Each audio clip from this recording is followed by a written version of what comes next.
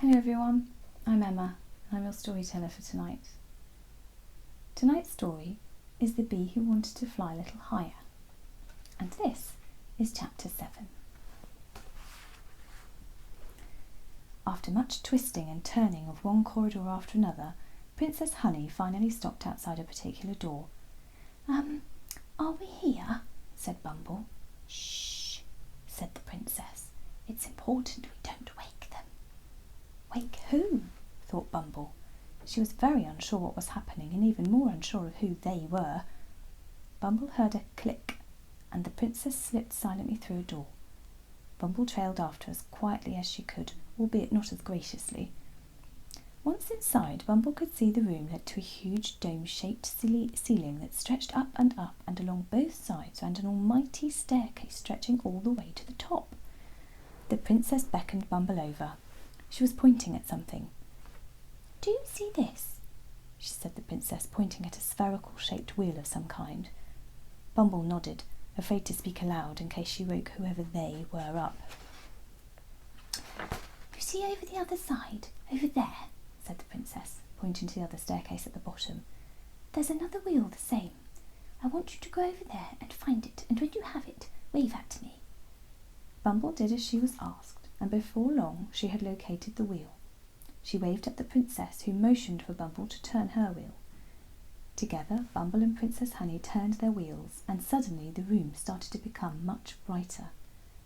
The more they turned their wheels, the brighter still the room became, until eventually the room was bursting with light from the stars.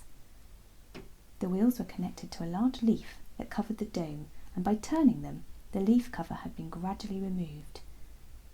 Bumble couldn't help but stare up with her mouth wide open as she looked straight up at the dome and was struck once again by the beauty of the stars. The princess was already making her way up towards the top of the dome, and Bumble followed after, although quite what she would find when she got there she really didn't know. Towards the top of the dome was a little balcony, and the princess landed there in a most delicate fashion. Bumble also landed, albeit with a less than dignified approach. The balcony led to a small passage that until now had been invisible to Bumble. "Follow me, this way," said the princess, and so eager to see where she would be led, Bumble followed after. Another handle, and this time it opened a small secretive door, and the princess swished through. "Just tread carefully," she said, as she disappeared through the rather narrow opening. Unlike the princess, Bumble was not tall and gracious. She was instead rather round and fluffy, and as such the opening was a bit of a squeeze. But Bumble pushed through, only to pop out of the other side, and found herself tumbling straight into the princess, and with such force she knocked Princess Honey off the very narrow branch on the other side. Fortunately, in being a bee, this was not nearly so terrible as it sounded, and the princess, although somewhat taken aback by Bumble's rather unusual entrance, returned into view with her wings humming behind her. Bumble was suitably sorry and looked most horrified that she had just accidentally knocked the princess off the edge. This made the princess smile. Instead of being cross, she found the situation most hilarious, and as she landed she burst out laughing. "Oh, Bumble," said the princess, "I think we will make the most excellent friends," she said. "I could do with someone with a bit of character about them by my side, and you certainly seem to have plenty of that." Bumble was a little perplexed by this statement, and was about to respond when the princess pulled her to one side and pointed outwards. Bumble's eyes followed, and then below she saw the most breathtaking view. The princess had brought Bumble to the top of the hive, and outstretched beneath them, lit by the light of the stars, Bumble could see for miles. She had never seen so far or so wide, and her eyes could barely take it all in.